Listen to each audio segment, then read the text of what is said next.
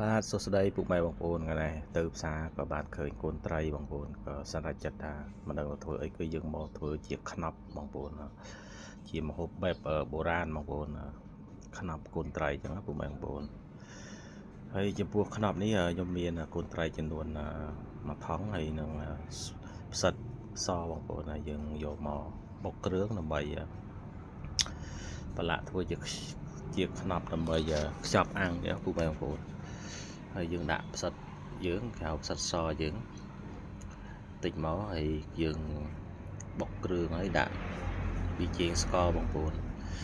យើងថែមជាមួយនឹងម្រះព្រៅយើងអញ្ចឹងពុកម៉ែបងប្អូនអាចធ្វើហូបបានបងប្អូននេះយើងថែមម្រះព្រៅវាបែបធម្មជាតិអញ្ចឹងណាពួកយើងថែមរ៉ូឌីម្សៅស៊ុបក៏ដូចជាអំបិលតិចតួចអញ្ចឹងណាពុកម៉ែបងប្អូនយើងដាក់ជាមួយទឹកត្រីតិចហើយជាមួយនឹងគ្រឿងផ្សំយើងដាក់ជាមួយនឹងប្រេងឆាជាមួយនឹងប្រេងខ្យងបន្តិចហើយយើងក៏ចាប់ផ្ដើមច្បល់ចូលគ្នាមួយសន្ទុះដើម្បីឲ្យគ្រឿងនោះវាចូលជាតិចឹងពុកម៉ែបងប្អូនដើម្បីយើងយកទៅខ្ចប់ជាមួយនឹងស្លឹកចេកយើងអាំងចឹងហើយមុខម្ហូបមួយមុខនេះគឺអត់ពិបាកទេបងប្អូនយើងធ្វើងាយកូនត្រីវាសម្បូរដែរនៅផ្សារខ្ញុំទិញតែ1000រៀលទេហើយទិញផ្សិតចំនួន2000រៀលហើយពុកម៉ែបងប្អូនអាចមករកគ្រឿងផ្សំផ្សេងដូចជាខ្ញុំធ្វើជាលក្ខណៈហូបខ្លួនឯងចឹងមិនជាសាំញ៉ាំច្រើនទេពុកម៉ែបងប្អូនអាចដាក់ជាមួយសាច់ជ្រូកក៏បាន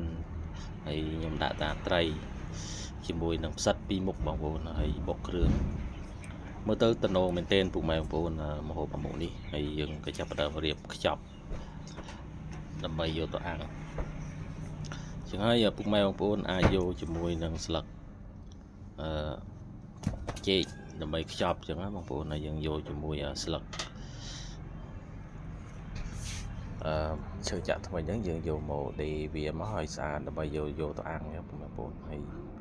មុខម្ហូបមួយមុខនេះគឺងាយមែនទែនបងប្អូនហើយចំណាយថវិកាតិចហើយយើងអាចហូបបានជាមួយគ្រួសារចំនួន4-5នាក់អីហូបអត់អស់ទេបងប្អូនពួកខ្ញុំធ្វើហើយក៏ខ្ញុំសម្រេចចិត្តធ្វើវីដេអូនេះបង្ហាញចែកជូនពុកម៉ែបងប្អូនដើម្បីមើលទស្សនាកម្សាន្តកន្លែងរោបានជាចំណែកមួយចែកទៅដល់ពុកម៉ែបងប្អូនដែលគាត់អត់ចេះធ្វើអញ្ចឹង